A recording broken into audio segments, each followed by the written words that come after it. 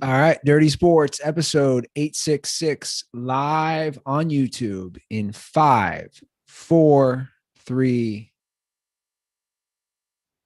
Welcome to the Dirty Sports Podcast. I'm your host, Andy Ruther, coming to you live from Cincinnati, Ohio, with my co-host from Southern California, Joey No Chill Prano.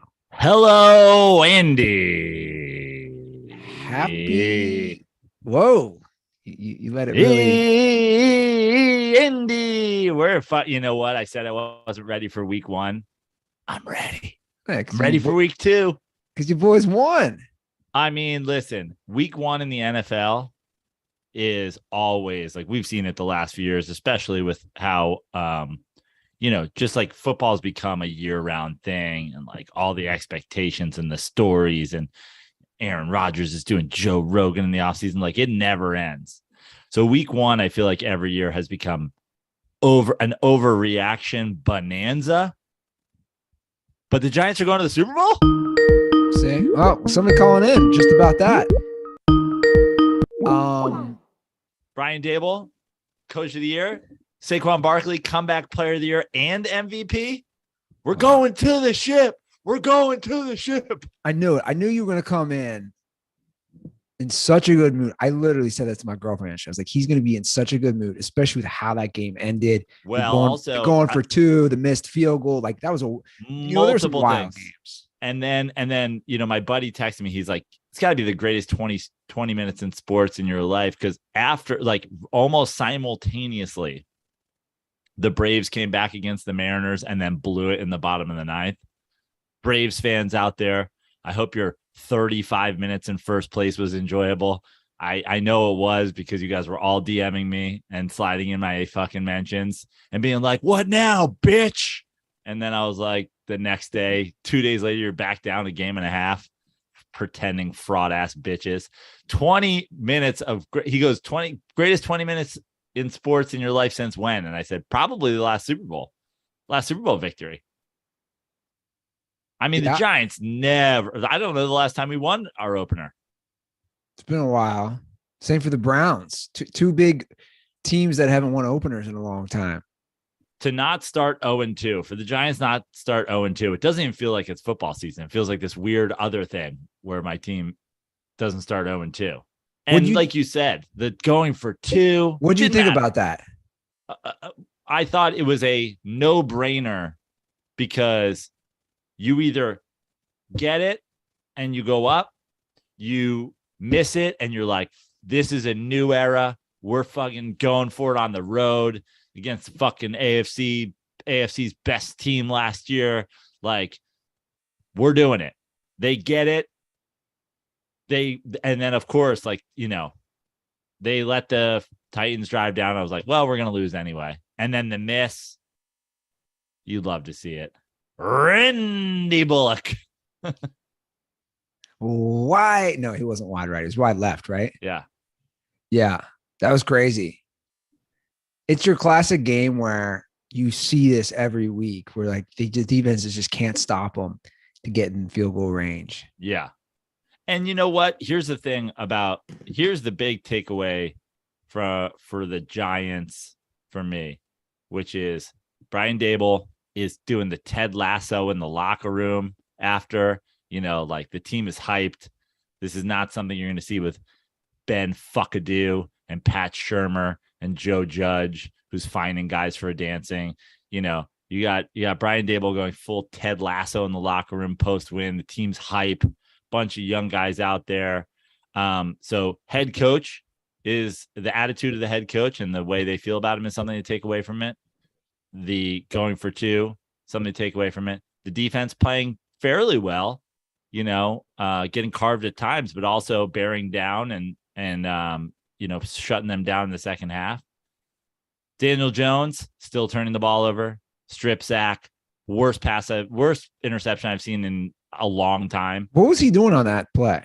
I don't know. It was some sort of Madden fucking guy who plays Madden and only runs one play. And so the other team was like, all right, we know it's coming. And he did it anyway. That was horrible.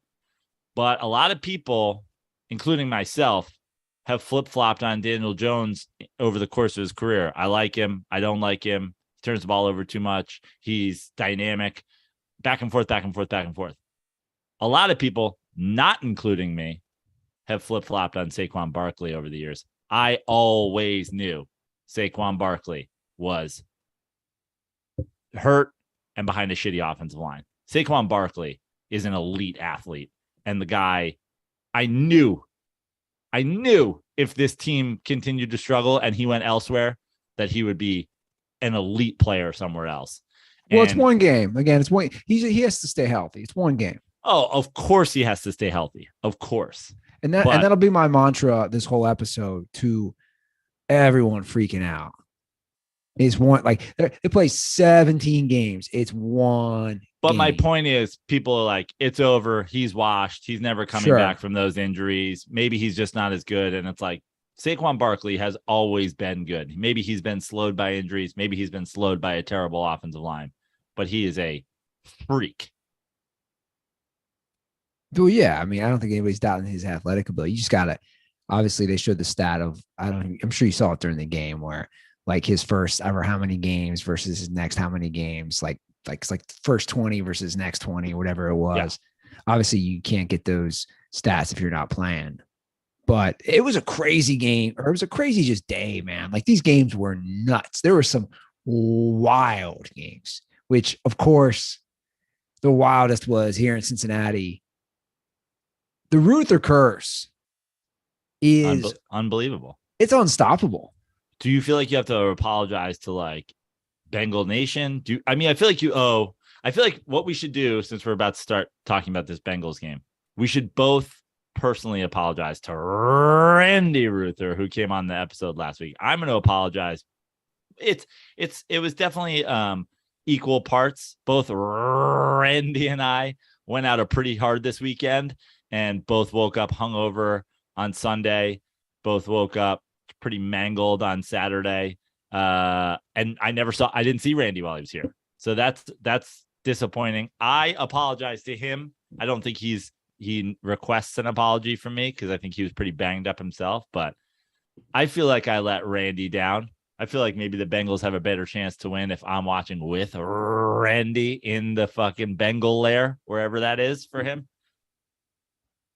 Well, I'm in a way giving him some love and also trolling. I'm wearing my old Carson Palmer jersey right now because, well, he already told me you got to wear it, but this is kind of trolling because Palmer has the same number that Joe Burrow currently has, number 9. And Joe Burrow had a Carson Palmer playoff-esque performance yesterday. Yeah. The Bengals on whole had a very old school Bengals-like performance. And they were still right there, which is crazy.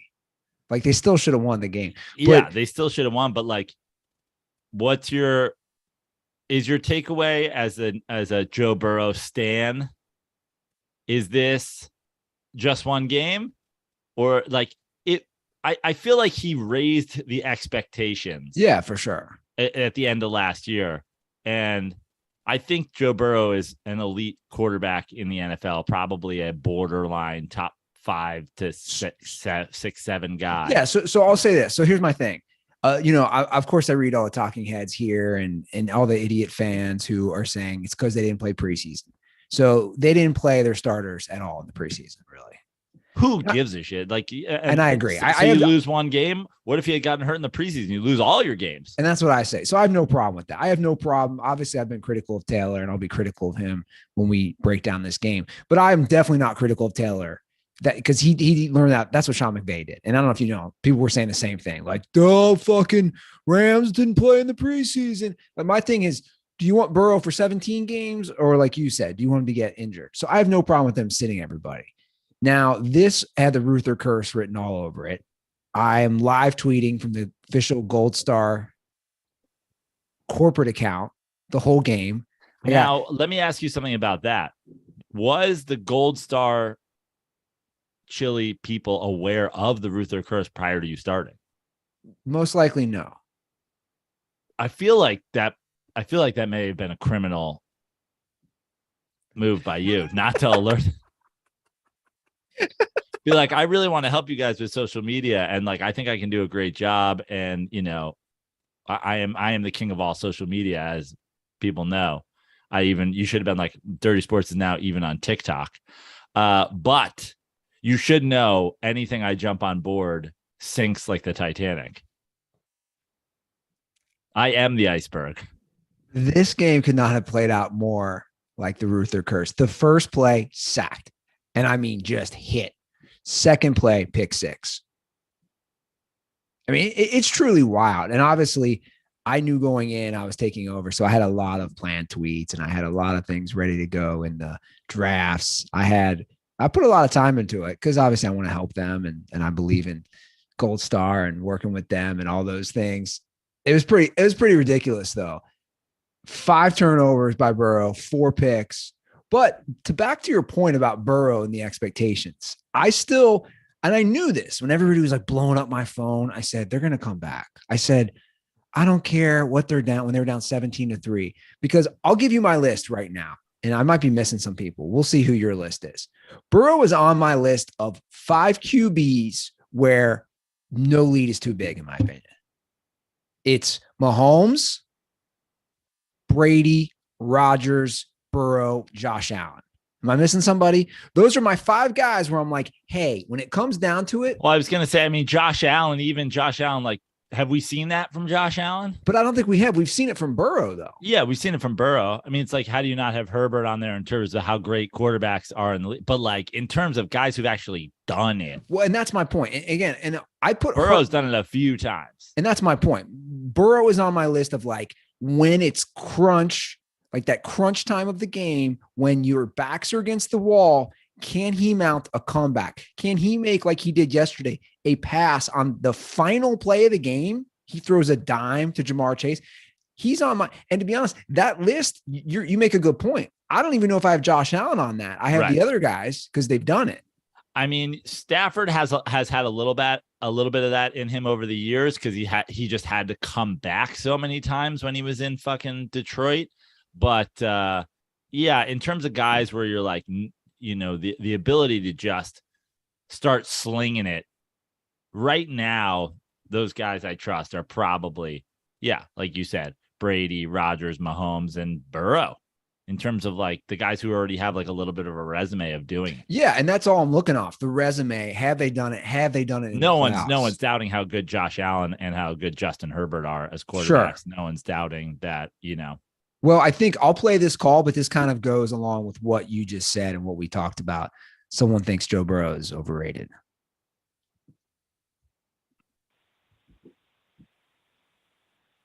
Hey guys, this is Bill Ruffner. I've wanted to make this call for a while now, but I just kept forgetting to. So in my opinion, I personally think that Joe Burrow is a little bit overrated.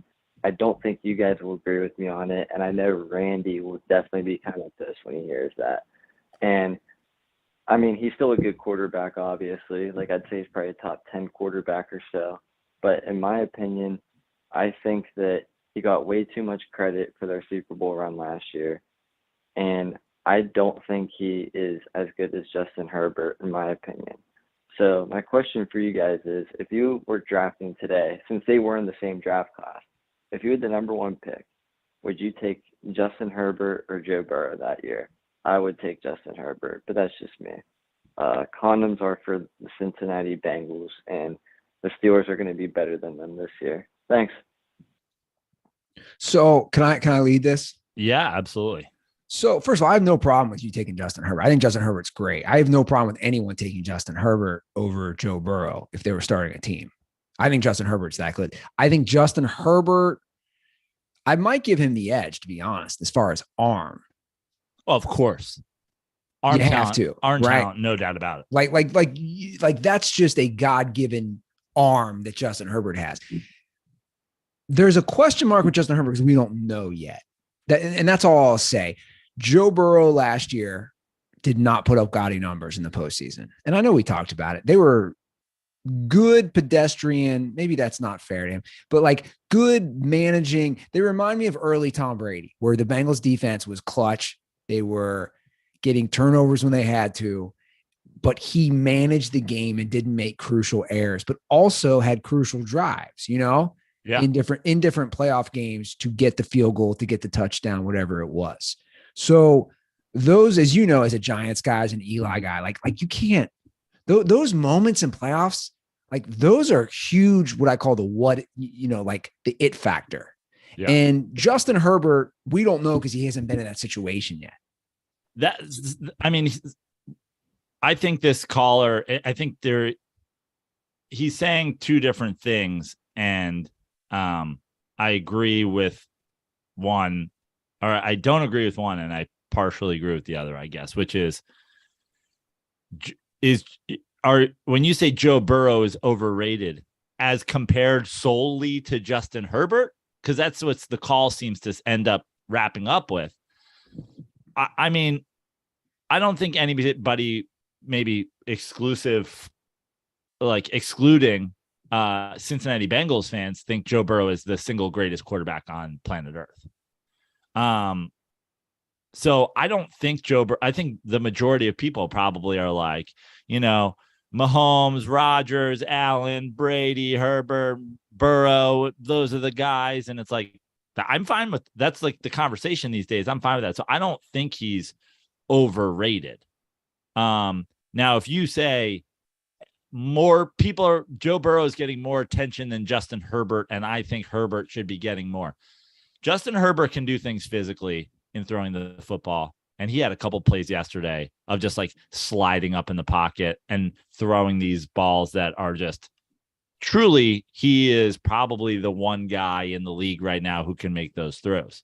But what happened a few years ago with Patrick Mahomes is Patrick Mahomes came in, had the physical tools to make all those throws, started winning a bunch of games, won an MVP, won a Super Bowl, and you're like, he's the best quarterback on planet Earth. That was why, to me, when we did our preview last week, I was like, listen, the fact that Patrick Mahomes didn't win the MVP last year makes me think he's going to win it this year, because I think he's the kind of guy who's going to win 4 of them in his career. That being said, you can't, like, arm strength and physical ability is awesome. But we saw Peyton Manning win a Super Bowl when his arm was hanging off. You need to be able to put it together in the playoffs. You need to be able to lead a team. You could go ahead and say, drafting Justin Herbert right now, I would take him over Joe Burrow. But I would say this: if I was in a war room, I would say I now have a few years of both of these guys in the league. And I have seen it clearly. Justin Herbert is a better physical quarterback than Joe Burrow.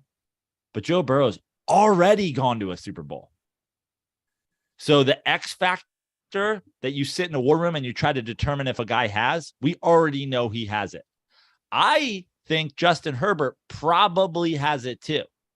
But that war room conversation would be, we know he can do it, and this guy might be able to do it. Yeah, and I agree. I 100% agree. And I think Justin Herbert can do it too. I picked him to make the Super Bowl. Or no, I picked him to make the AFC Championship this year, but I picked Herbert to win the MVP. I think Justin Herbert, I agree with you. He might be the only one right now in the NFL on certain throws. I mean, Mahomes is close, but you can't go wrong either way. And for me, to go back to what I said earlier, it's just one game. He had a shitty game. Everybody has shitty games. I'm not making excuses, but it's one game. Again, makes the throws when he has to at the end of the game. I think, we all know how critical I've been of Zach Taylor. I just I do not understand him not challenging that Jamar Chase catch with 2:57 left in the game. They're down 6 points. It's clearly a touchdown. They even bring in Gene Steratore from New York. It's to me, that's inexcusable, right? I mean, you have to agree, Joe. There's 2:57. You have all 3 timeouts and the 2-minute warning. Why are you not challenging that? Yeah. Listen, that again, we can get into, where is Zach Taylor compared to, the thing that you always have to think about with coaches is like, does he give you a better chance to win or a worse chance to win against Coach X? You know, I think we saw in the Super Bowl, they were pretty fucking close, but Sean McVay probably outcoached him a little bit in the Super Bowl, you know, but I think Zach Taylor's a good enough coach where like, all right, is maybe he, you know, missing a call there.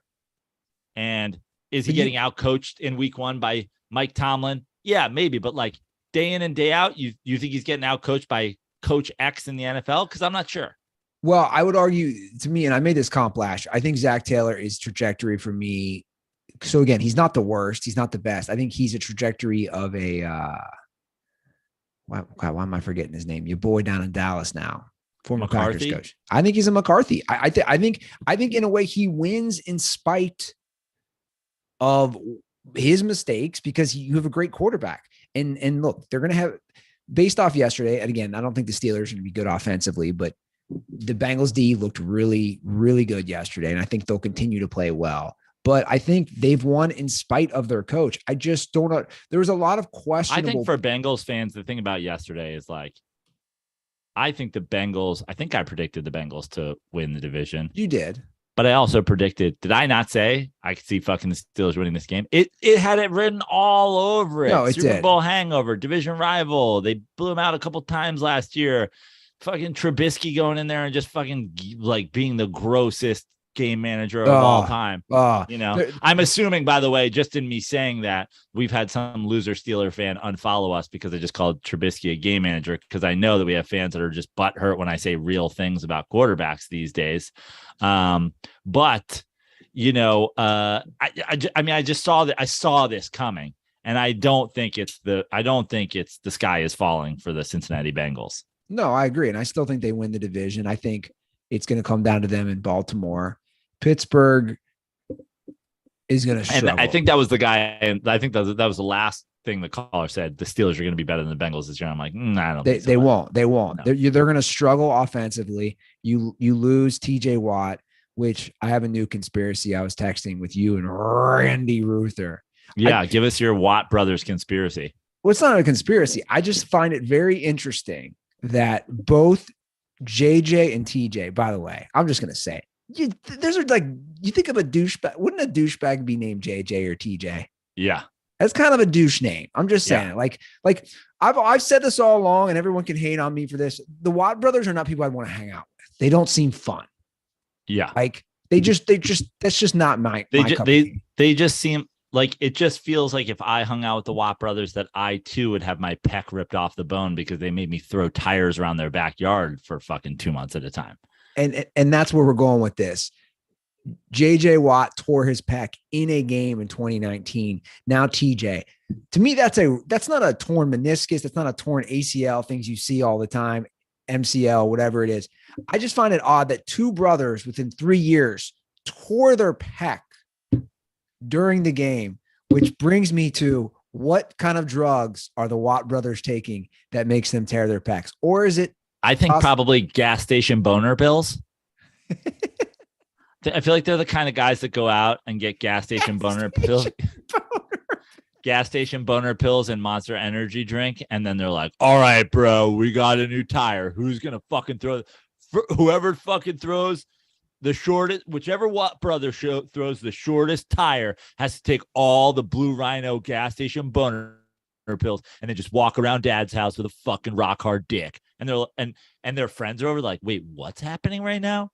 You guys are taking boner? What? Yeah, man. All right, here's how it's gonna go. Loser takes the boner pill, walks around mom and dad's house. Second loser, you got to donate a bunch of cleats to fucking some random cancer society. Then whoever's third, you got to go re-up the fucking monster. You got to pay for the monsters. And then, of course, the winner just gets to bask in glory and put on this exact replica of the Maximus costume from Gladiator. And they're like, everything right, you just guys. said, like I 100% can see happening. And, Yeah. and that's my point, is like, I don't remember or recall other players tearing their pectoral muscle. I mean, I remember it happening, but it is weird. It is a freakishly weird thing to have happened to two brothers within 3 years. Yeah. Again, both mid-game. Yeah. And there's no denying how he is a home wrecker on that defense. With them losing him, he's more of a game wrecker, although he will occasionally sneak out between plays and fuck your wife. He does have a pants full of blue rhino boner pills. So. I mean, the guys rock hard all the time. Yeah. So strip, sack, fumble, and then he fucks his wife. You know, I agree. I think the Bengals still win that division. It is one game, and we both thought it would be close. You said all along, you were right. There's a good chance the Steelers win. There's a good chance I just take them straight up. I mean, the thing about week one is just like, I saw all of this happening. Like the only game I didn't see happening was I thought for sure the Colts were going to have a fucking show me game week one. They end up in a tie with, I mean, David Mills is like, he's becoming a little bit of a legend down there in Houston, while somehow only he's won like 2 games in his career. And yet somehow it's still kind of legendary shit. Yeah, it's crazy, right? He's like, I've never gotten a hand job from a stranger, and I make games interesting. Yeah, no, I know it's wild. And big comeback by the Colts. They were down 20-3. Yeah. By the way, your boy called back. The boy that you completely undressed. Okay. He left 7 calls. 7 calls. He's very upset that I literally just talked about statistical facts. Well, look, he's a good. I call everybody kid. Who knows how old he is? He's probably 25. I don't know. He's not being like mean or mad, and his response is back. So kudos to you, because and I don't think I was being mean or mad in my response to him. I just was saying, and I believe I said this during the original rant. It's like, I'm not saying Matt Ryan's better than Lamar Jackson at this point. Lamar Jackson may even be better than Matt Ryan. I think Lamar Jackson is currently better than Matt Ryan. But let's not do a thing where we pretend one guy is the greatest quarterback walking on planet Earth and the other guy is some schlub, because factually that's just not correct. And I hate that when people do that, they just buy into some Madden hype or media hype or whatever. So talking points. Here's what I'm gonna do, because I'll pick one of these to play. Now, I mean, so he's not angry, but he also called 7 times.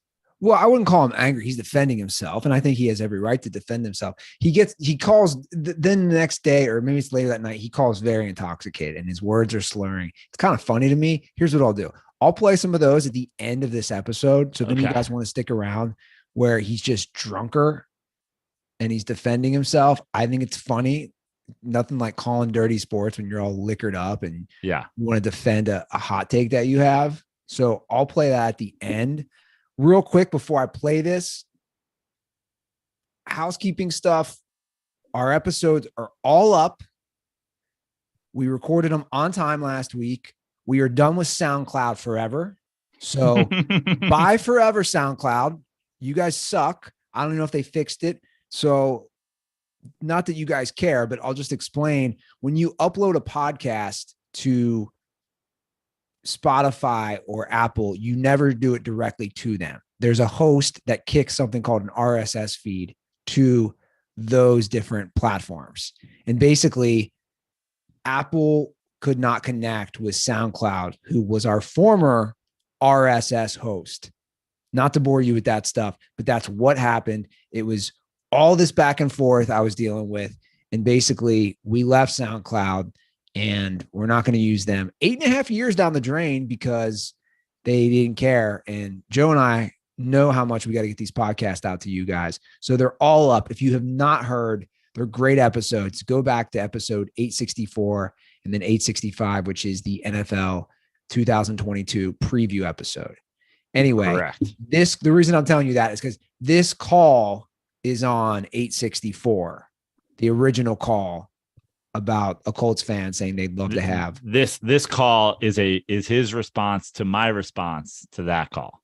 Yes, if that makes any sense. About saying as a Colts fan, he'd love I'll give you as the Cliff Notes versions. He called and said he would fucking murder his family to have Lamar Jackson as the quarterback of the Colts instead of trash, garbage, monster, failure, epic, garbage person, Matt Ryan, to which I merely, for my own purposes, pulled up a last year's comparison of the two of them. Matt Ryan maybe even slightly better in the games he played, and just said, listen, I think that they're closer than you're giving them credit for. And I think to trash Matt Ryan and hoist Lamar Jackson is pushing these guys in two different directions when really they're closer. You can prefer Lamar Jackson all you want. Sure, and I have no problem with that either. But you're kind of fucking up by taking two guys who are kind of right here and saying one is actually the greatest quarterback on planet Earth and one is dog shit. Yeah. So I'll just play his second call. Well, who knows? Like I said, I'll play some of these at the end too. But he left 3 straight calls around 7:03, then 2 at 7:18, and then 2 at 1:52 a.m. So 7 calls in one night. Kudos.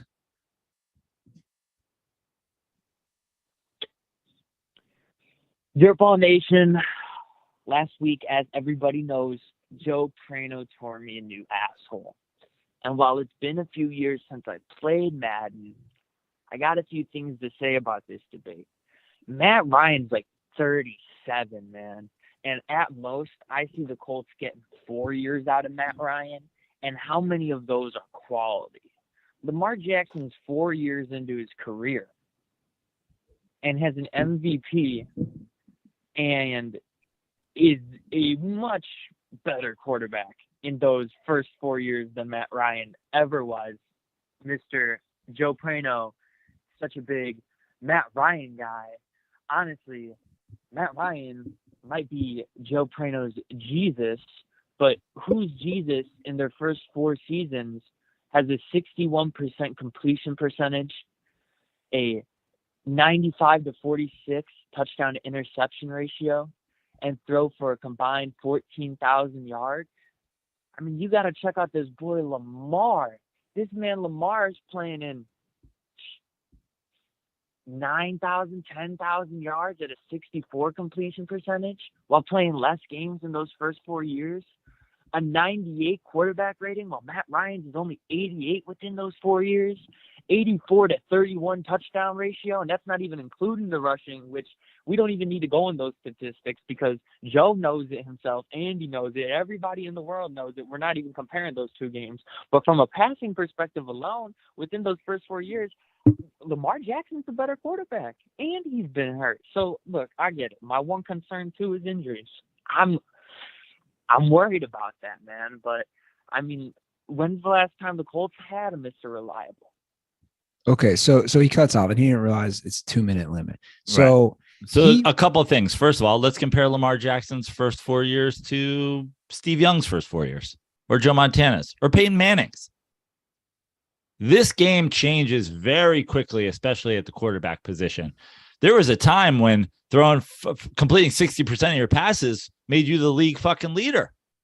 Now we're at a point where you need to be throwing 6 interceptions a year, 9 interceptions a year, 15 max interceptions a year. We're talking about a different game. I agree. Lamar Jackson's first 4 years and Matt Ryan's first 4 years. So, yes, I agree with you, which is why I went back to just last year. Yeah, Matt Ryan's older. No doubt about it.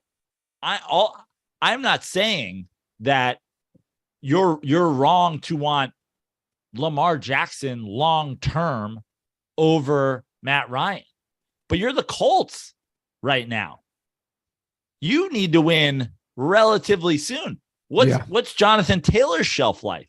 Sure. What's your defense's shelf life? This game moves fast, man. It really does. This game moves fast. The Colts being on the precipice for the last couple of years means you need a quarterback who can do it right now. Sure, you could also call back and say, I don't believe that this Colts team has Super Bowl potential in any sort of the near future. So I'd rather have Lamar Jackson long-term to rebuild and reassess what we are as a Colts team. And that's fine. But then I will say once again, and this goes back to the full-on bitch ass, cowardly, hiding behind a burner account Lamar Jackson Ravens stan that sent us a message this weekend saying he's taking his ball and going home because he doesn't like to hear us talk factually about Lamar Jackson. Name me a quarterback in the history of the game of football who relies on their rushing ability to be effective, that had a long, successful, and Super Bowl winning career. I shall wait. And I shall wait forever because it never happened once. What about Steve Young? Steve Young ran a lot when he was younger. He wasn't running the fucking ball when he was leading the Niners to a Super Bowl. I'm just pulling it up. So Young had 2 MVP seasons. He rushed. Yeah, I mean, it really doesn't compare rushing yards either. So in the 2 seasons let's just pull it up. So Steve Young won an MVP in 92 and in 94, and he finished second in 93. So let's just take those 3 years. He wins 2 out of 3 MVPs, finishes second. He rushed. So we're looking at 92, 93, 94. 537 yards, 407, 293. It really doesn't compare. I don't think there is one. I think you're right. There is not one. Also, can we talk about Steve Young's fucking fantastic career? Steve Young, the man. Love Steve Young. Steve Young, underrated. Steve Young could quietly be a top 5 quarterback of all time. Part of the Steve Young story is it was like a short-ish career. Now he sat behind one of the greatest of all time, and then he got his opportunity. But like Steve Young, how old was Steve Young when he retired? Do we think that any of that was a fucking factor? I mean, Steve Young was born in 1961. You know, he's 37 when he plays 3 games at the end. Like, we're not talking about a guy who, I mean, he played 16 games 3 times. Yeah, he didn't play 92, 93, 94. And those are his 3 best seasons. And then 95 is 11. And then 96 is 12. And then he comes back for 15 and 15. And then he's done. What happened to those 11 and 12 years? What happened to the guy who was first, second, and first in MVP? And then he's just missing 10 games over the next 2 years? Randomly? Is it maybe because you shouldn't run the ball? I mean, I tweeted this the other day with Josh Allen. Why are they running him? Yeah, I agree. I agree. You do not run Josh Allen. dominated that game. Yeah. Why are we even doing this? Yeah, I'm glad you brought up Josh Allen because I totally agree. And we had a call about that as well. Josh Allen is no different than Lamar Jackson. And we both agree. You texted me this. Like, what are they doing? Guys, Josh Allen is no different. You can't have this guy running around. I get he's a freak. But Yeah, you know what? You know who else was? A freak. Yeah, I was just going to say Cam Newton was. And there's your comparison. And Josh Allen's a way better quarterback than Cam Newton ever was as a passer. Sure. But Cam Newton was only an effective player to the point where he won MVP and led a team to a Super Bowl. But when he couldn't run, he's not effective. And to me, if you have a quarterback, and this goes back to the Lamar Jackson thing, and all you Ravens fans who have unfollowed, crying into your fucking cornflakes, if you need to run to be effective, you're not a top 5 quarterback in the NFL. The end. Not scramble. Run. If you need running plays for your quarterback in your offense for your team to be successful, you are not a top 5 quarterback in the NFL. Well, I'm glad you clarify that, because there is a difference. Like Aaron Rodgers has throughout his career been amazing as he scrambles. Russell Wilson, same way. Like these guys know how to scramble. They're going to finish with what? 250 to 400 rushing yards in a season because they know how to scramble.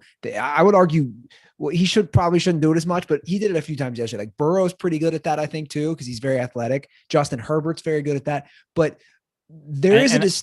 I'll bring up your boy, and the Seahawks were fantastic at this. They'd run the fucking spread option every once in a while, but he handed the ball off fucking 9 out of 10 times on those. They were not designing run plays for Russ. Smartly. Why would you ever get your quarterback? The whole name in the NFL is, do you have a quarterback? I would limit my quarterback's hits entirely. They would never play a preseason game. I would pull out a designed run in desperation, which the Giants did it with Daniel Jones yesterday. A couple desperate run plays. But also, if Daniel Jones gets hurt, who gives a fuck? They need him to do that to win the game. Yeah. No, I totally agree with you. I think you can love Lamar Jackson all you want because you play fucking Madden and guys don't get hurt, or if they do, you just reset the game. But in the NFL, did the Ravens make the playoffs last year? No. Weird. Why? They're so fucking good. They have the MVP. Why didn't you make the play? Oh, because he got hurt? Stop getting your quarterback hit when you don't need to. But here's the thing with Lamar Jackson. Lamar Jackson, sitting back, being a passer, is not a top 8 NFL quarterback. And I have no problem with that. I have no problem with you saying that. And it's playing out very interestingly because since last episode, he's going the Kirk Cousins route, which is, we said, good for them. So he'll make $23 million this year. They can put the exclusive franchise tag on him right now, which would pay him $45 million. Do you want to know why I don't like this, though? Why? Because he runs the fucking ball, man. Like, what are we talking? Like, this is a dangerous game to play. So he's nowhere near where they want. Or I'm sorry. The Ravens are nowhere near what he wants. I don't know if you saw, everything came out. Now, Lamar Jackson's representing himself, which is very sus at this point. So he turned down a 5-year extension worth over $250 million with $133 million guaranteed. According to sources, he wants something in the realm of Deshaun Watson, which no one's getting. Just no one's getting that. So I don't know how they come to meet in the middle. But I mean, that's the thing. It's like the Browns kind of fucked everybody because Deshaun Watson got an unreasonable deal. I know, but then Russell Wilson and Kyler Murray were way under that. Right. So so here's the numbers. The Ravens offered him 133 fully guaranteed. Wilson has 124 fully guaranteed, and Kyler Murray 103. So they still offered him more. Right. And understandably so. He won an MVP. He's younger than Wilson. He's played better so far than Kyler Murray. But if I'm Lamar Jackson, going back to what we're talking about, you're also risking some serious money, man, in my opinion, because of how you play. Like you're turning down $133 million guaranteed when the minute you get a serious injury, which no one here is rooting for. Yeah, exactly. I'm not trying to walk around going, I told you so. I was right. Yeah. No one's trying to do that. I'm just saying, with your style of play, you're more susceptible and you're more prone to get that serious injury, I would argue, based on just stats, based on common sense. You're playing a risky game if you're Lamar, in my opinion. You're saying, oh, I'll take the 23 million this year and see how it plays out. Dude, what if you shred your ACL this year, man? You just left you're talking about generational wealth on the table. Which that's why the thing is he has the Ravens in a position and the Ravens have him in a position. And I said this a couple episodes ago. Lamar, we'll give you 3 years, 150 million, fully guaranteed. I like it. Now, that's Joe Prano, the GM. If I'm the GM of the Ravens, I go, here's my offer to you. Now, if I'm Joe Prano, the assistant GM, I'm like, do we even want to do that? You know, just throwing it out there. Throwing it out there. But historically. And look, to bring it back, because obviously you and I love talking quarterbacks. That's all we're doing this episode. It's all we'll do most of the NFL season. It's just the quarterback's game. And to go back to that initial caller who said he thinks Burrow is slightly overrated, that's my counter. When you bring in a Lamar and you talk Burrow, I would say this. Burrow in his second year made it to the Super Bowl.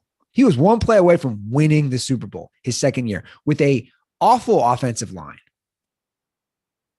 You got to win in the playoffs, plain and simple. That's the name of the game.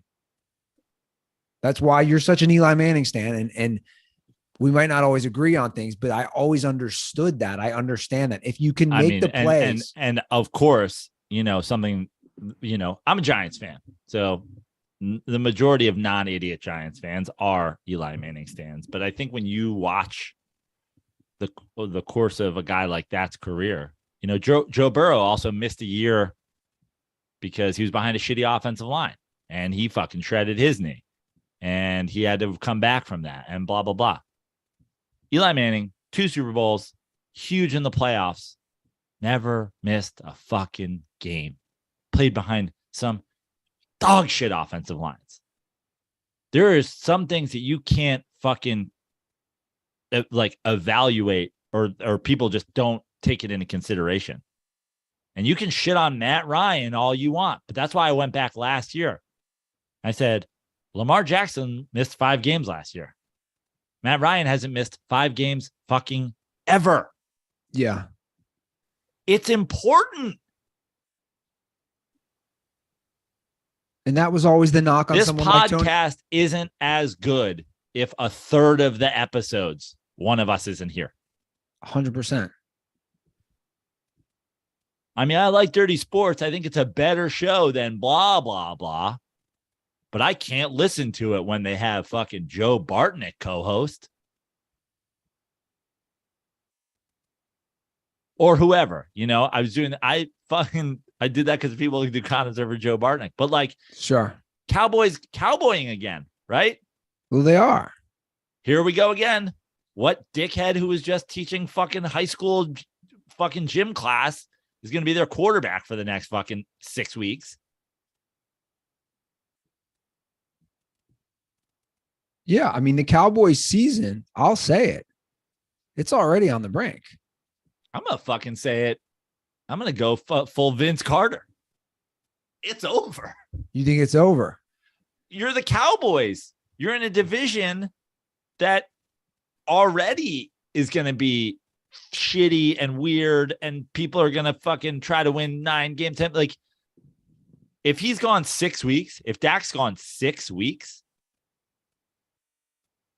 there's zero chance of them making the playoffs. If he misses their quarterback misses a third of their season, especially how they looked with him. I was just going to say, they looked awful with him. That offense looked terrible with him. Their offensive line is bad. For a while, they were just collecting weapons. Now they're punting on weapons. Did you notice? You want to go overrated, underrated? Zeke Elliott might be the most overrated running back in the history of the game.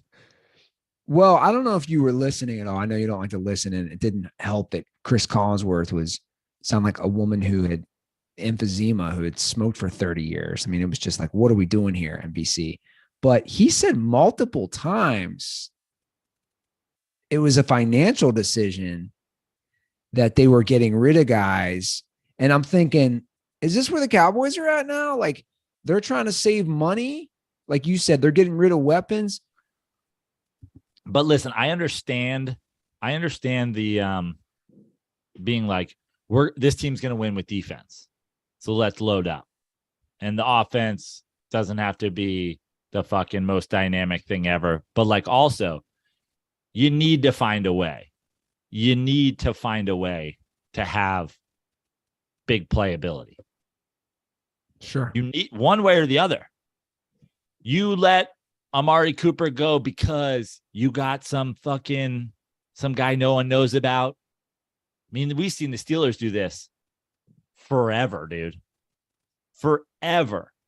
Who was the dude? I mean, it worked so well that I don't even remember the fucking dude's name. But remember when they were just like, we're going to let this dude go and we're going to replace it with Antonio Brown. And you guys, everybody's just like, some late rounder out of Central Michigan is going to take blah, blah, blah's place. And you're like, yeah. Oh, okay. Well, he's going to be a Hall of Famer. But you got to have that guy sitting there. Yeah. No, I agree. I think that they're going to be bad. I mean, so the Bengals play them next week, and it's in Dallas. Even if Dak was healthy, I'd pick the Bengals to win. And then they have Monday night in New Jersey against the Giants without Dak. Now, listen, the Giants have lost a lot of games they shouldn't lose over the years. And it's going to be no cakewalk for the Giants to beat the Panthers. It's going to be no cakewalk for the Giants to beat, the Cowboys without Dak or the Bears after that. But also, the Giants could be 4-0. Whoa. Wow. Jumping I mean, they could be. If you look at their schedule. They're favored next week against Carolina. They have a Dak-less Cowboys team coming in New Jersey on a Monday night, and then they have a Bears team. Baker Mayfield looked terrible for 3 quarters yesterday. Yeah. I mean, awful. I think the Giants are more likely because they love to lose to teams they shouldn't be 3-1, but like, God damn, can you imagine being a Giants fan? We would sign up for 3-1 all fucking day. The Browns are the right thing to get rid of Baker Kyle Mayfield. Aronofsky was in my fucking text messages yesterday morning trying to get one in under the gun. He got me when I was asleep, but I was feeling good, so he probably would have got me when I was awake too. But I wake up to a message, $100 on the Giants over and under. I'll take the under. I was like, just because you're a fucking Jets fan, I'll do it. Also, let's fucking go. My magic number is going to be 3 by the end of fucking September, Kyle. Yeah, the Panthers didn't look good.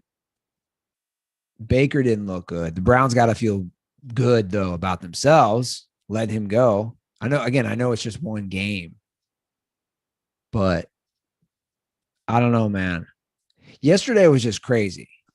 Yeah, it's week 1 in the NFL.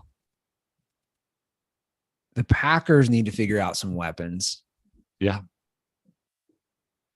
But he's Aaron Rodgers. That's why I don't freak out. Everyone wants to come. And they're coming in hot. We got a lot of calls. Let me get to some of these. We got a lot of calls shitting on Aaron Rodgers. No, just coming about just things in general. Let's rip it. Yeah, let's rip some of these calls as we go through everything. We do have a call about a bet they want to make.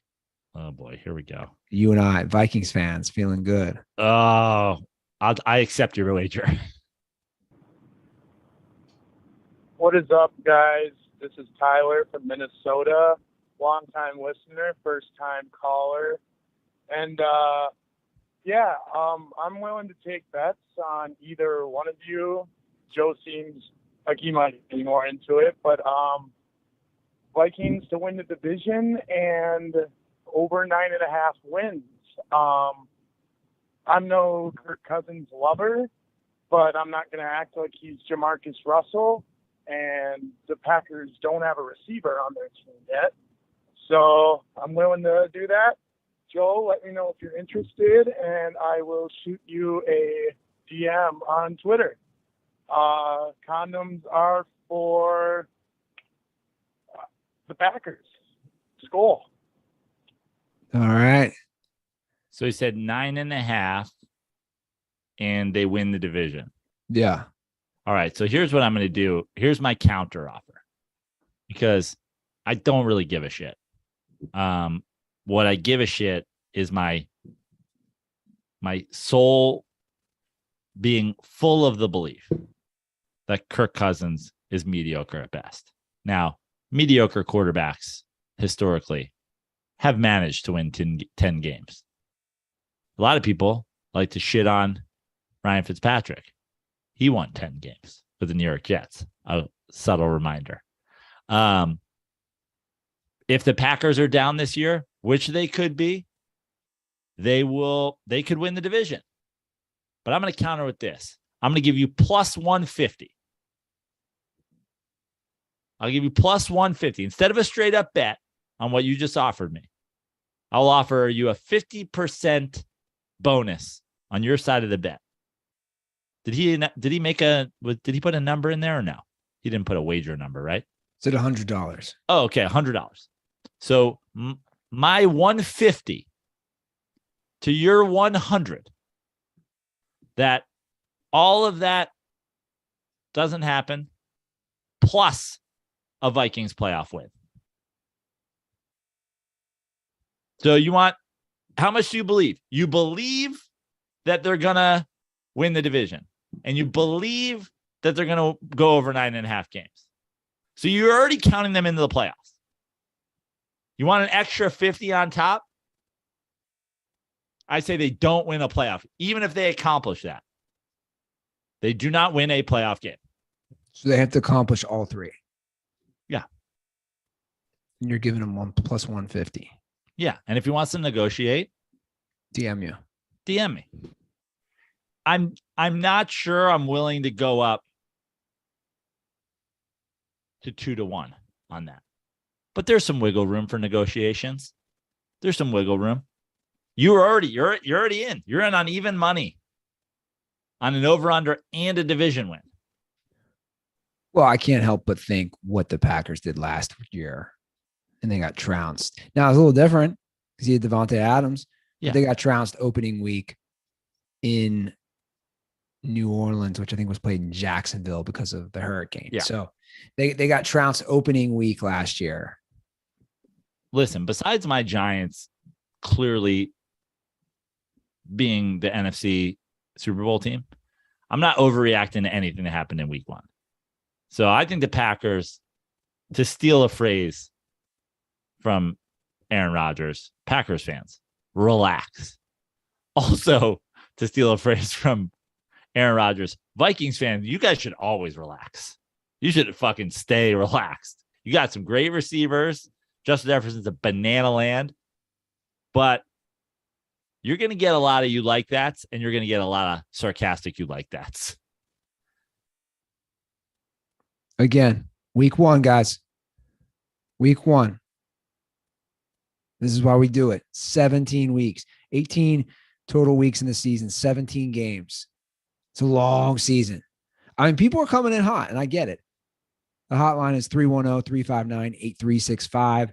I mean, people are coming in. You know, we got an anti-Matthew Stafford call after 1 week. Okay. I mean, it's you know, he didn't have a good game. There's no denying it. And I'll explain after the call how I feel, because you and I have always discussed Matthew Stafford versus Russell Wilson all these years. But we got someone calling in after that Bills Thursday night game where they just got shellacked. Hey, fellas. Just got done watching the Rams game. I DM'd Prano.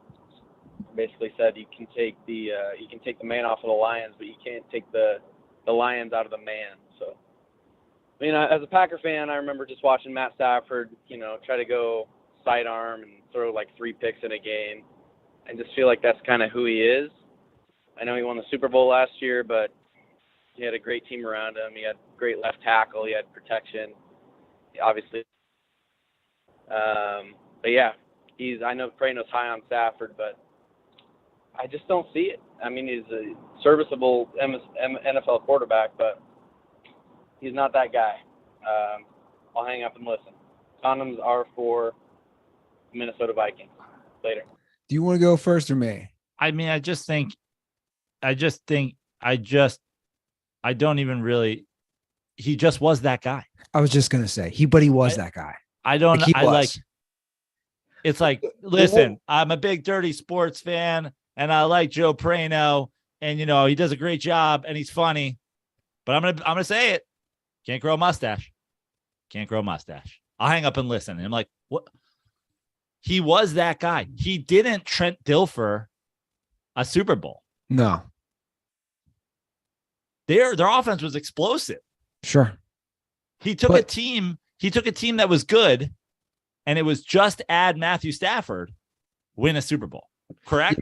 Yeah. And here's my thing, man. Again, Joe's been more of a Matthew Stafford guy than me, but I changed, or I was more of a I'm more of a Matthew Stafford guy now. Cooper Kupp was good. Matthew Stafford made him great. Like, that combo happened. And let's go back to the Super Bowl. Let's remember they're losing. And let's remember he loses Odell Beckham Jr. in the game. I'll always remember what Chris Collinsworth said. I know a lot of people don't like him, but on that final drive, he said it very poignantly. He said, this will be remembered as one of the greatest final drives in Super Bowl history. He's not saying it's the best, but what Collinsworth was saying, and he was talking about Matthew Stafford, he was saying, dude, when you have to drive that final drive, there's no more of a pressure-filled situation. And again, it always comes back to the playoffs and the ultimate playoff game, the Super Bowl. If he can do that, he is that guy. He just is. People are going to hate that I'm doing it again, but this is an Eli Manning comparison once again. People throughout Eli Manning's career watch the end of games where they're down 14 with fucking 2.5 minutes left, right? And Eli throws a terrible pick. And you're like, that's Eli Manning. You had an opportunity to get back into this game, and he threw a terrible pick, and that's what he does. Eli Manning threw terrible picks in those situations because he's like, if we don't score right fucking now, it doesn't matter. It doesn't matter if I casually drive this team down and score, and we have 30 seconds left on the clock to onside and get another kick and get another shot at it. I score now, one way or the other. Either it works and I have a shot at winning this game, or it doesn't work and it's over. Matthew Stafford played with the Lions for so long. Oh, you saw Matthew Stafford throw a lot of picks, trying to fucking chuck his way back into football games against teams that were way better than the one he was on. Yeah, that's what you do if you're smart. This Kirk Cousins approach, where we're going to play it safe for our entire career and fucking check down our way and fucking duck and cover our way to like mediocre stats your whole life. I don't want you, dude. I want a guy who's going to nut up and doesn't give a fuck about his interception to touchdown ratio. He just cares about fucking winning. And then come Super Bowl time, can tighten up and be like, I'm going to be excellent. Yeah. I don't give a fuck if you recklessly throw picks trying to get your way back in the game. That's how you fucking do it. Look, Matthew Stafford never won a playoff game in Detroit. And I'm sure I'm on record knocking the 0 playoff wins. But when he changed settings and he went to a better team, a better coach team, just everything better, he won a Super Bowl. Like the notion that he can't be clutch is just factually incorrect. He's already proven he is. And people love to do it. Like, again, it's like always, we even go back to the caller who was like, Lamar Jackson's first 4 years, like, you guys judge people like you can't, like, you're not great if you ever once fucked up, as opposed to like whatever. It's like Russell, everybody loves to stand Russell Wilson because he started off hot with the best defense we've seen in generations. But then he falls off, but he gets to keep it. But he's fine because he has this legacy. He won early. So obviously he can do it. Why is that not the exact same as Matthew Stafford, who won the only time he had a good team? He won. And when his teams weren't good, he didn't win. Him and Russell Wilson, their team's great. They can win a Super Bowl. Their team's not great. They fucking can't. Like, that's also every quarterback in history. Yeah. It's really hard to win playoff games. It's really hard. It's really hard to win when you're losing, to come back. Like, it's not easy. I just think we all need to understand that when we're discussing any of these guys. Like, to me, that's it. The end of the day. The quarterback is so important, and is not only so important, but dude, like, I know we factor a lot of things into these guys for their legacies, but the Super Bowl, if you can win and you can come back. And you're not doing it in some shitty fucking Trent Dilfer throw for 115 yards and let the other team fucking dominate. Like, we're talking about, that's the thing. Oh, Eli Manning was carried by his offensive line. Well, or his defensive line. Well, he has the 2 MVPs. If you're fucking leading a team to a Super Bowl victory, leading them, you're a great quarterback. You're a great quarterback. Yeah. So I do find it, like, you're a Vikings fan, the guy who called. And by the way, I appreciate all the calls, but he has as many Super Bowls as Aaron Rodgers now. And I'm not saying that Matthew Stafford's better than Aaron Rodgers. I would never say that. I'm obviously a huge Aaron Rodgers guy. I'm just saying they have the same amount of Super Bowls now. Like, Aaron Rodgers has had some questionable playoff games. But I'll say this. Would you say he's a Vikings fan or he's a Packers fan? Wasn't that a Packers fan calling, right? Oh, okay. Yeah, you said Vikings. Oh, sorry. But I was going to say, you talk about Matthew Stafford is a lot closer to Aaron Rodgers than he is to Kirk Cousins. Yeah, I'd agree with that. Well, let's continue talking about the NFC North. Let's talk about our boy Dan Campbell and the 0-1 Detroit Lions. Grit. Not enough. Not enough grit. They just don't have enough grit, man. I'll just say this. Can you be a gritty team and give up 38 points?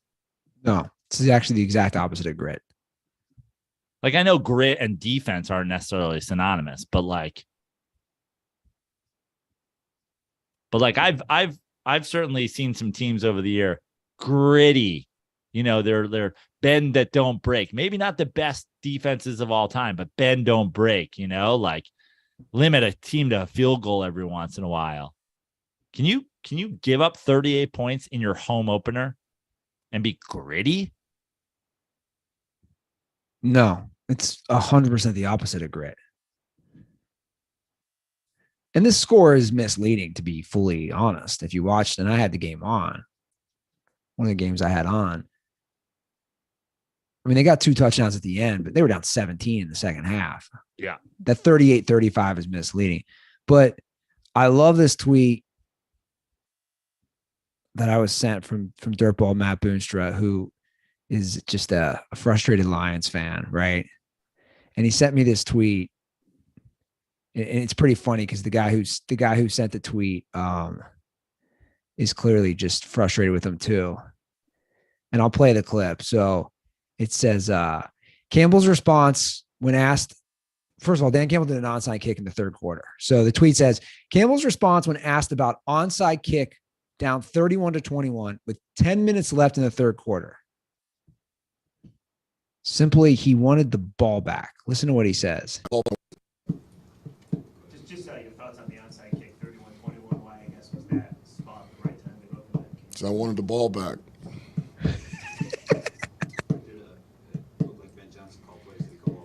That's his response. Because I wanted the ball back. So again, the setting is the Lions are only down 10 points. There's 10 minutes to go in the third quarter, as we all know, especially if you watch any of these games. Like, watch that Bengals-Steelers games. Watch that Colts-Texans games. It's a game within a game in the final 5 minutes. There's 10 minutes in the third quarter. You're only down 10. You just scored, and he does an onside kick. And his response, because I wanted the ball back. What's your plan here, man? What's your strategy? Was it 10 minutes to go or 4 minutes left to go in the third quarter? Okay, well, the tweet says 10 minutes. Okay. Maybe I'm wrong. But they immediately give up a touchdown after that, right? They give up a touchdown. Yeah, they give up a touchdown on the ensuing drive. And they're back down 17. And that's the last time the Eagles score. Yeah. 100%. So your defense for the rest of the game, somewhat gritty, and you put their backs against the wall, they give up a score. I don't know. I hate to say, angry gym teacher cost them the game. But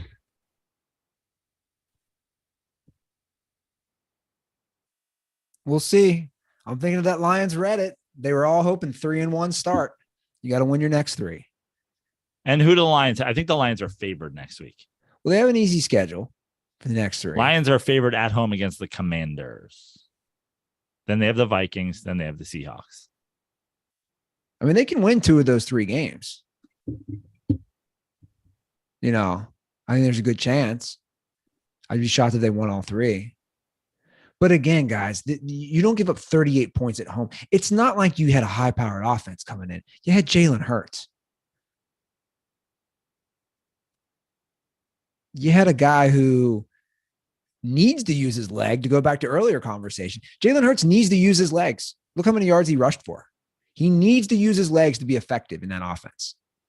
That's a short-term plan, definitely not a long-term plan if you're an Eagles fan. Jalen Hurts is not going to withstand the hits he gets. That's the offense. And I would almost say this if I'm a Lion to the Lions fans. Like, that's an offense that is not only is it not high powered, there's like, what are the intricacies of an offense? You know what I'm saying? You're not facing the Bengals offense where you're like, dude, they're going to hit us at all levels, with receivers, with running back. You know, you're not facing that. You're facing Jalen Hurts and the Eagles, and you gave up 38 points at home. Again, 1 week. So I'll go back. So 1 week. I'm not saying, but here's the thing about 1 week. Here's the thing about 1 week. It does set tones when it comes to the Lions. Yes. Every person who's been on the Lions bandwagon. Last year, we lost so many close games. All we got to do is not lose those close games. Well, here you are again. Back to square one. We're acting like you got a new coach who's not going to lose those close games. When in reality, you have the same coach who lost those close games, may have cost you this close game. All signs point to you'll keep doing this, not that you'll suddenly be a team that doesn't lose close games. Yeah. Right? I agree. This is no different than last year. This is deja vu if you're a Lions fan. You lose a close game at home. What did I say? Do you remember what I said last episode? No. I said the Lions will cover, and they're going to lose a close game at home. Yeah. And they did. But I just don't like, it's a very weird thing to do, you know? And listen, Giants fans were doing it and being mocked yesterday as well. People, if Daniel Jones could just stop turning the ball over, there's no sign that he's going to stop turning the ball over. Yeah. Now, we won in spite of him turning the ball over. And that's why Brian Dable is going to run the fucking naked bootlegs. And if Daniel Jones gets hurt, he'll put in Tyrod Taylor. And they'll fucking, if they suck, they'll draft a new quarterback. Because we're not concerned with whether he lives or dies. But this idea that tomorrow the Lions are going to figure out how to win close games. Daniel Jones is suddenly going to not turn the ball. Like, and Antonio Brown's going to show up to camp with his head on straight and not cause any problems. Like, what the fuck are we talking about? Yeah. If you're a Lions fan, it goes back to you want to lose every game and get a good quarterback. You just do. Just full reset. You're doing a garage sale, man. Get rid of all your shit. Like, I'm going through this to put it in like a real life context with the stuff at my parents' house. We're at that point. There is a dumpster in the driveway of my parents' house, right? And as brothers, we've kind of kicked the can down the road, kind of like the Lions. Like, what are we doing? You know, my dad passed away almost 2 years ago. It's like, what are we doing with the house? Well, at this point, it's the make or break time. Are we going to keep stuff? We're going to throw it in the dumpster, or we're going to donate it to Goodwill. And you have to make those decisions. So basically, you got to put everything in the dumpster. Well, clearly Lions management and Lions fans believe in Dan Campbell. Now, Based on what is my counter? I have no fucking clue. Based on what? I have no fucking clue. But I agree with you on the quarterback situation. No one here likes Jared Goff. But I would say this season, you can't lose all the games to get a quarterback. Then you got to fire your coach, but you believe in your coach. So they're caught in a position of like needing their coach to prove something. I mean, you punt on the year and you try to get a new quarterback and you fire Dan Campbell? Yeah, I do. Yeah, that's what I do. I understand, obviously. But like, then why are we even in this situation? Why does the season start with Dan Campbell as your coach and Jared Goff as your quarterback? Do you think the Lions are concerned about the money that they're going to have to put in to rechange the grit that they put on every wall of every training facility on anywhere Lions? They have written grit and determination and whatever. Do you think they regret it at all? I think they regret it. I do. I think they regret it. I mean, they have grit hats. I'm no regrets. I'm like, I'm joking, but not joking. I'm just thinking in my head the amount of people in the city. This episode be called Detroit Lions Have No Regrets.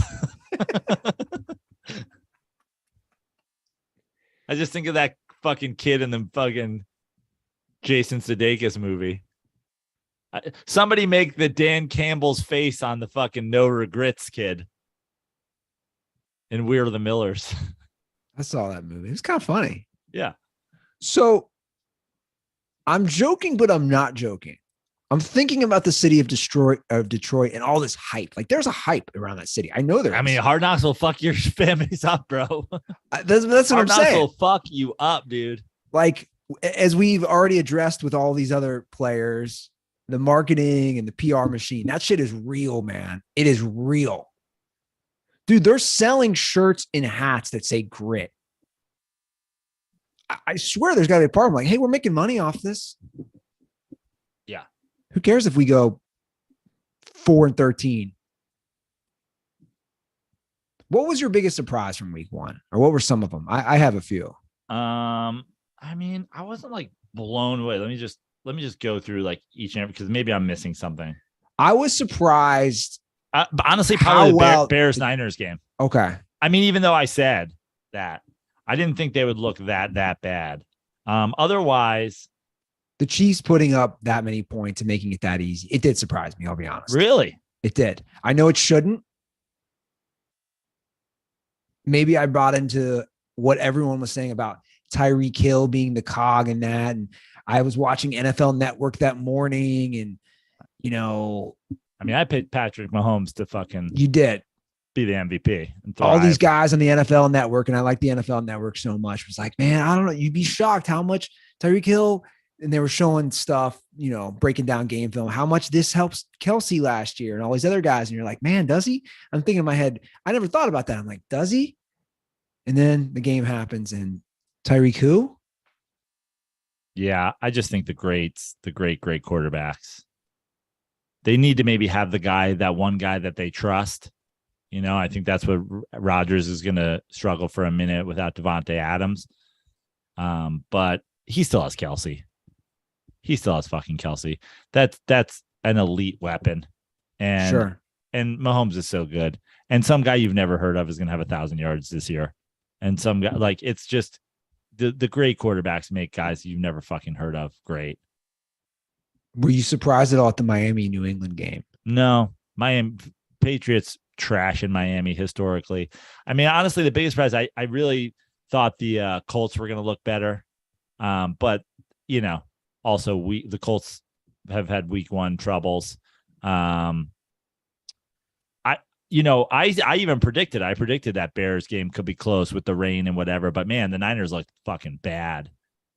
Trey Lance looked bad. Well, that's awful conditions, right? Like, isn't that the worst conditions for you to have your first game? Absolutely. Honestly, the biggest surprise for me might have been how poorly the Rams played, because the Bills played really, really well, and that was not surprising to me, but the Rams played bad. The Rams were suspect in every aspect of the game.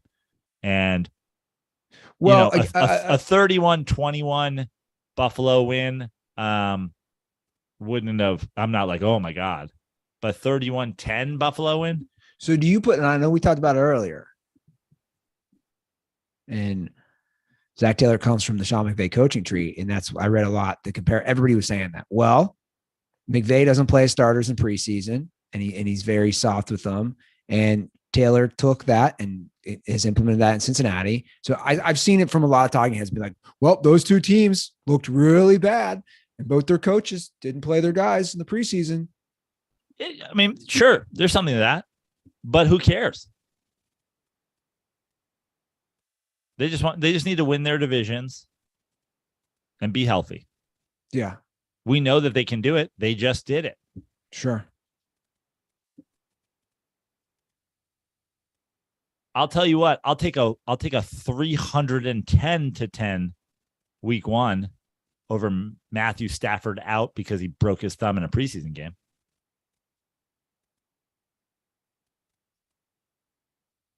Bills look good, man. Bills look great. Also, stop running your fucking quarterback so much. Because I like watching this Bills team. It'd be a shame if I had to watch whoever the fuck their backup is.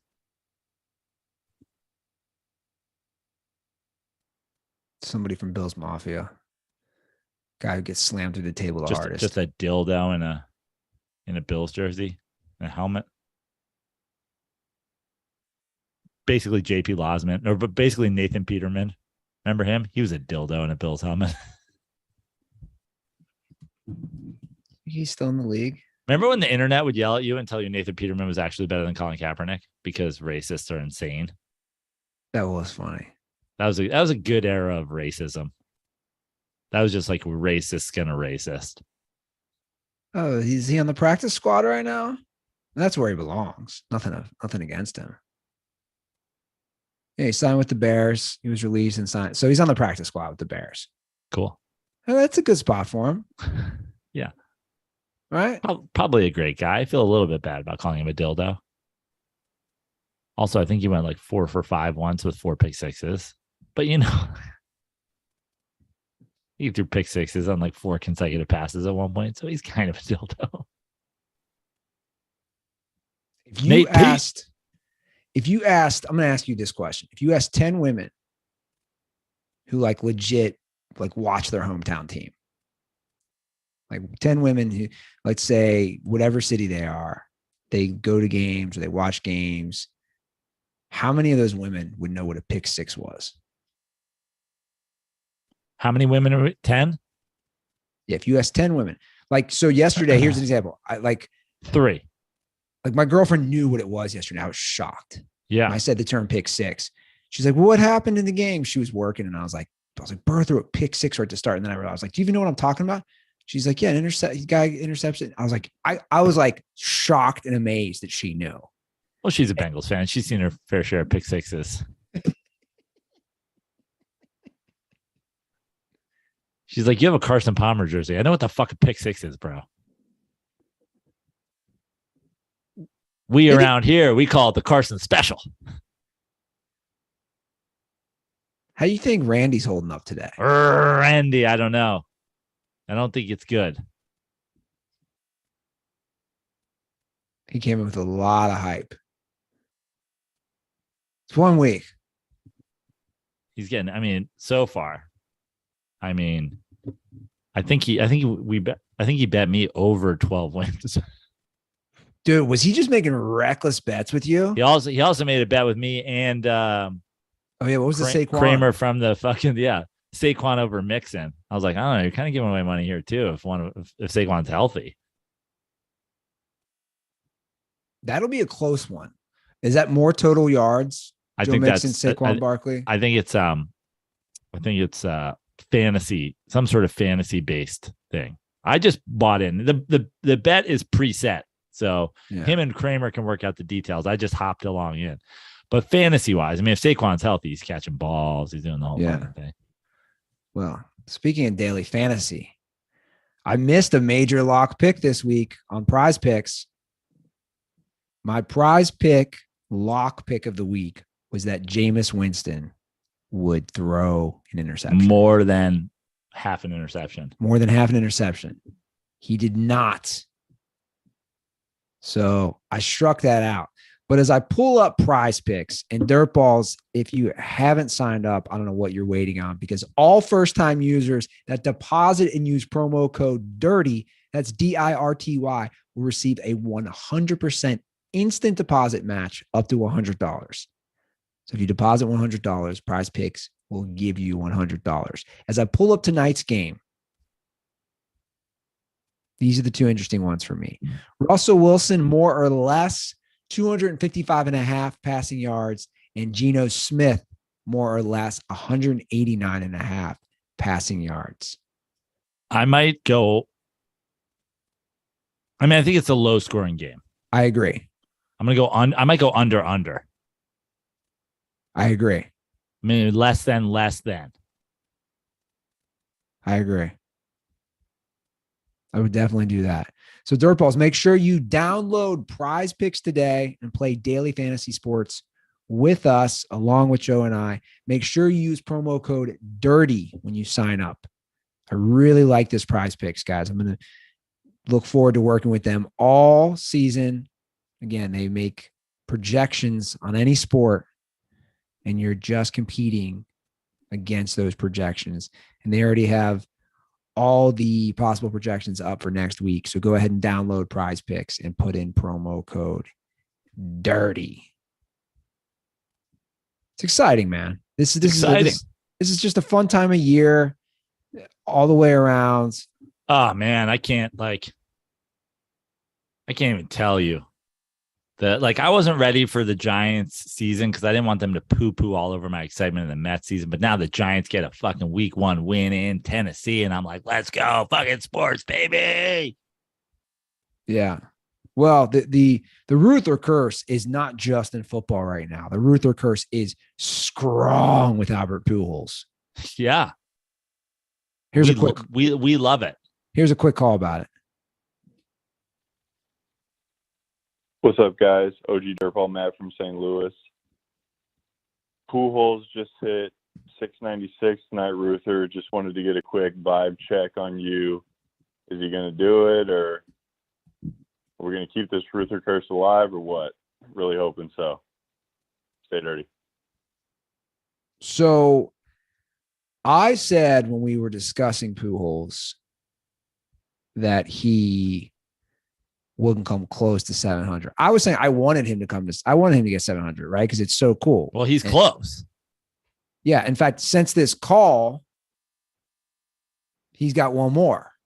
So he's at 697. He's solely in 4th place all time for most home runs hit in Major League Baseball history. I'm trying to see when that episode aired. Well, he had 7 homers, I think. Didn't he? Or was it 11 homers? I think he's had I think he's had almost as many home runs in the month since the call than he did in the 4 months before that. So this is August 18th because you quote tweeted it. Yeah. The Ruther curse is at it again. Congrats on the eventual 700, Albert. So this was August 18th. And he hit, I think, 2 that day, right? Yeah. So that day, he got up to 690. I think he's hit 11 since then, or since the episode. Regardless. I think he gets there because I think if he gets close, I think somebody's going to give him a cookie. Well, he is close. I mean, so basically in like 20. I mean, but I'm talking about if he's in the last week of the season, he's 1 from 700. Some manager out there is going to be like, listen, AAA fuck bag. Your job is to go in there and throw a couple meatballs. I think he's respected like that. Well, did you see what he did with the 697 ball, the Pittsburgh fans? Yeah. It's great. He's a good dude. For those who didn't see. Well, baseball's been very, very good to him. The fans And good for these fans. These Pirates fans were trying to give him the ball. And I guess one of them had recently lost one of their parents. And he not only let them keep the ball, he signed a couple balls for them after he heard their story. So good for him. Yeah. I hope he gets it. Cardinals are looking pretty good. They were my World Series. You know, I'm not as knowledgeable as you are when it comes to baseball, but they were my pick to make it to the World Series. They're basically running away with that division. Your Mets are again up a game and a half. We all know what the Dodgers are doing. I keep forgetting there's an extra team when I look at postseason. Yeah. So the thing is like, I'm really rooting for the Mets to keep that division lead because they are, whoever wins the NL East will be the team behind the Dodgers that also gets through the wild card round for free, which is huge. So at this point, I'm kind of assuming the Giants will have a bye come NFL playoffs, but I really hope the Mets will also have a bye. Joey, hot take, Prano. So you started a TikTok for Dirty Sports. I did, and I talked about the first one was about the new baseball rules. Yeah. So talk about that on here. Yeah. So there was four rules changes, and you can go and watch the TikTok too. And what I'm going to start doing, it's at the Dirty Sports on TikTok. What I'm also going to start doing is maybe if Andy doesn't want to be in the TikTok world, I might just be like, Andy, start filming yourself, just selfie video hot takes, and then I'll take care of it for you. Oh wow, really? Or maybe even analog will be like, hey, react to this video for me. So here's my thing. I don't want to go like the TikTok stuff is just, I don't know. Is it? Do they really just get all your? I know everybody has all your information. Is it that bad? They get it the same as everybody else does, bro. I mean, literally. Have you been on Instagram? They know fucking. No, I know. Every time I get somebody's number in my life, suddenly there's being suggested to me on every single app. Hey, be the friends of this person. Like they're all up in our shit. Also, what's China doing with you? The fact that you love fucking Joe Burrow. It's trying to sell you fucking Randy Ruther Chinese fucking bogus jerseys. Oh no, the horror. I hope. Yeah, exactly. But either way. So these rules. Yeah. So I did a little rant there. Basically the major rules are: one, we're getting a full on legit pitch clock, which I hate for numerous reasons. The two main reasons: I hate that people think baseball should be faster, and I hate that baseball thinks it needs to be faster to find fans. You guys are doing so many wrong things that the goddamn speed of the game, it might be something that people say, but fucking cricket takes like days to play. Well, NASCAR races take fucking days to race. Well, not only that, I'm glad you brought that up, the speed. Let's talk about football. Guys, when you go, I was actually talking about this with my girlfriend last night. When you go to a game, and I even said, I love football. We all do. Like NFL is my thing. But I would argue, I know some people will counter this, and maybe it's different now that I don't drink too, and that's part of the whole football hoopla that's removed. But dude, when you go to a game, you talk about downtime, Joe, and how long Major League Baseball takes. Those commercial breaks for the football game when you're there, I think are brutal. And then also football is 5 minutes of total gameplay. Yeah. So I hate that baseball, but it's like, but we all knew this was happening. This is something that baseball has so stupidly been fucking focused on forever, is the speed of the game. So we knew a pitch clock was going to happen. I hate it, but I'm fine with it because it was inevitable. Bigger bases. I literally don't understand. Why? I don't even know the reasoning behind it.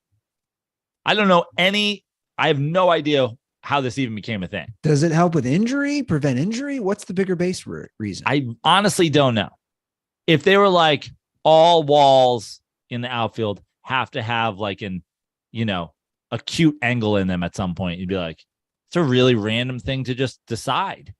Bigger bases is the dumbest fucking thing I've ever heard, to be totally honest with you. There's no reason for it. Can't figure out a goddamn reason. There is This is probably my least favorite rule I've ever heard in life, in any sport or anything. Max 3 pickoff attempts. It makes a very strange, it puts you in a very strange situation where, like, apparently you can only throw over twice. And then if you throw over a third time, you basically have to pick them off. But the idea is that, oh, guys won't take super huge leads because they do know you still have one in your back pocket. I'm like, yeah, but if you use it and you don't get it, it's like, I hate that baseball tries to do this. And honestly, I've hated this. I've done this for 20 years.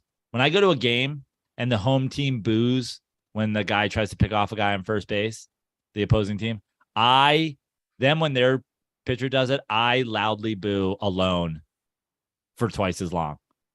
If you fucking don't like the pickoffs and the strategy or whatever, then just go watch a different fucking sport. This is stupid. And then, of course, the big one that we were all hoping was going to happen, ban the shift. They banned the shift. They went a little too far with it. 2 guys on either side of second base. That was the obvious answer. That's all we needed to do. Then they said you have to start on the dirt, which I don't like. I don't mind the second baseman in short right field. I don't mind a shortstop playing deeper. It seemed like you guys were so hesitant to ban the shift, but then you extra ban it. I think it would have been very easy to just do 2 guys on either side of second base. That's it. Problem solved. I'm glad they're banning the shift. That's for sure. They needed to do that. I agree with you. I don't agree with the pickoff. The pitch clock is what, 15 seconds? Mm-hmm. It was what before, 30? Yeah, but now it's like more. It was before, it was like a soft clock. Now it's like a hard clock that you can be penalized and blah, blah, blah.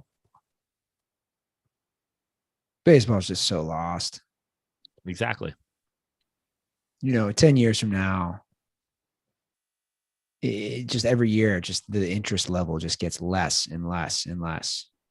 And you're going to have your diehards for sure. But it all goes back to that post that LeBron James has more Instagram followers than all Major League Baseball players combined. Mm-hmm.